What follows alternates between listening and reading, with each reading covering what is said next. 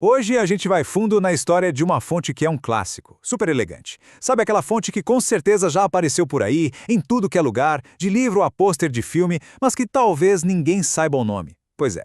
Beleza, vamos começar com um pequeno enigma aqui. O que será que esses nomes têm em comum, hein? Bom, de um lado a gente tem a Universidade da Pensilvânia, né, uma das mais conceituadas do mundo. Aí do outro, dois filmaços históricos, super aclamados, Frost/Nixon e Os Intocáveis. Tipo, à primeira vista, não tem nada a ver uma coisa com a outra, né? Mundos totalmente diferentes.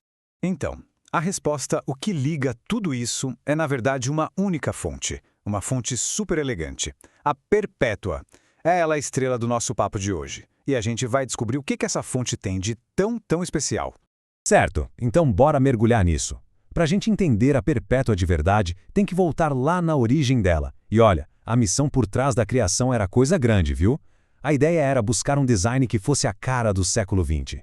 Quem estava por trás de tudo era um cara chamado Stanley Morrison. Ele era consultor da Monotype. Ele já tinha feito um trabalho sensacional, trazendo de volta fontes históricas como a Garamond e a Baskerville, sabe? Mas aí ele queria algo novo. Nas palavras do próprio Morrison, o objetivo era criar um design tipográfico do século XX digno de um lugar permanente na história. Pô, que baita ambição, né não? E o mais curioso é que para essa missão, o Morrison não foi atrás de um tipógrafo comum, da área. Que nada, a escolha dele foi surpreendente. Ele foi buscar um escultor de letras, um gênio, meio improvável, digamos. E esse cara era o Eric Gill, um artista, escultor, designer. O talento dele era uma coisa de louco. Só que, detalhe, ele nunca tinha criado uma família de fontes inteira antes. E é exatamente essa experiência dele como escultor que vai dar toda a personalidade, sabe? Vai definir a alma da Perpétua. E ó, não foi um processo rápido não, de jeito nenhum. Levou 7 longos anos. Desde os primeiros rascunhos do Gill, lá em 1925, até o lançamento da família completa em 32. Haja paciência, né? Mas foi um trabalho de muita precisão.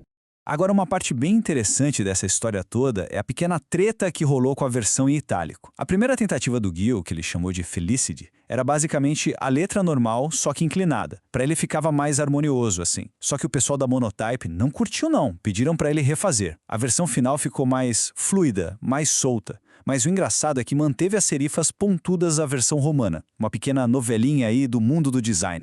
Beleza? Agora que a gente já sabe da história, bora olhar mais de perto para a forma dela. Porque é aqui que o dedo de escultor do Eric Gill fica claríssimo. Primeiro, vamos entender um conceito rapidinho. A altura X. O que é isso? É basicamente a altura das letras minúsculas que não sobem nem descem. Tipo X, A, C. E na Perpétua, essa altura é bem curtinha. O resultado? As partes que sobem, como no D, e as que descem, como no P, parecem super longas, imponentes. Isso dá uma elegância vertical pro texto, sabe? E aqui a gente vê como tudo se encaixa perfeitamente. O eixo dela é quase reto, na vertical. O contraste entre as partes finas e as grossas é bem forte, e as serifas bem retas e afiadas.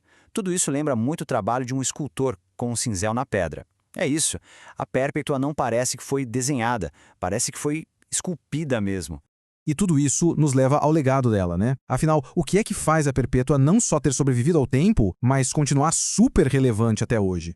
Olha, a melhor definição veio do próprio criador, do Eric Gill. Ele disse uma vez que, mesmo com todas essas características marcantes, a Perpétua ainda tem aquela normalidade que é fundamental para um bom texto de livro.